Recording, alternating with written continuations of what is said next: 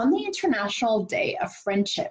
So the International Day of Friendship is a day that the United Nations declared back in, I think it was 2011 or 2012, in order to promote understanding and peace between the nations of the world. And because of my deep interest in issues of peace, both in the world and internally, I thought that I'd jump on here and share with you some thoughts about how we can use that spirit of friendship within ourselves if we're seeking for more peace and harmony within ourselves and within our lives. So look, there's many reasons why to do this and how to do this, but bottom line is, if you think about the friends in your life, they're really dear friends in your life, and you think about like how you behave with them and how you treat them and how you relate to them and how they matter to you. And you consider, to what extent are you treating yourself with the same amount of care, with the same amount of appreciation, with the same amount of priority? To what extent are you befriending yourself the way you would befriend another, in order for understanding and harmony to develop? That's one area to kind of look at and consider and think about if you're looking to invite in more peace in your life in honor of this International Day of Friendship. So here's another thought, another area where this International Day of Friendship can be quite meaningful in our pursuit of peace and harmony, internal peace and harmony. Look, the thing is, everything that's happening in our world, in our reality, in our external and internal reality, if we learn to befriend that and pay attention to it the way we would another friend, then there's a lot of wisdom and understanding that can come from that. So what do I mean by that? There's always symptoms in our lives, right? There's always sensations in our body. There's always emotions emerging from the deepest part of ourselves. So there's always thoughts occurring.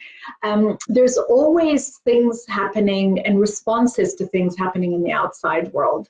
And I think for many of us, the tendency, well, I think for all of us, the tendency is to either label it as good or bad, positive or negative, or to wish it not to be there, and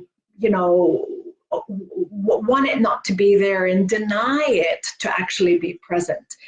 We might have a nagging headache. We wish for it not to happen. We go and pop a pill, whereas that headache actually was a messenger. It was actually there. It's actually telling us that there's something that is needed in ourselves. Usually headaches are a result of being dehydrated or being tired or having eaten something that doesn't agree with us. So that headache is actually a friend. It's actually there, a messenger, to give us important understanding, important information about something that we need to change, shift, or alter in our lives. And so if we don't allow it, if we don't extend to it the friendship that we extend to our friends, those that we really care about, in a sense, what we're doing is we're rejecting parts of ourselves that are there for our own ultimate well-being. It's the same thing with emotions. When we learn how to befriend our emotions, we learn to no longer reject emotions that we consider negative, the anger or the guilt or the fear, but we understand and we learn that these are all responses to something that is happening outside of us, and that when we understand what the message is and we integrate the message, we welcome the message in and we integrate it, that emotion just shifts, changes, and alters, and it no longer has that hold, it no longer has that charge on our lives. And it's the same thing with thoughts. If we learn to befriend our thoughts and allow our thoughts to be present, just the way that we would never push a friend away, we would never make a friend feel unwelcome, then why would we want to shut out our sensations, our emotions, our thoughts, and our beliefs? They're a part of us. They're coming from the truest, deepest part of ourselves that has our absolute best interests at heart. At heart every single time.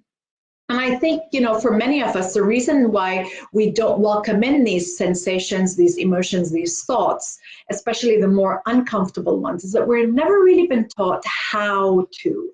And we kind of we end up feeling overwhelmed. So it's easier for us to turn the other direction, pretend that they're not there, and actually will for those sensations, those emotions, those thoughts to go away. But we'd never do that to a friend. And why would we do that then to ourselves, right?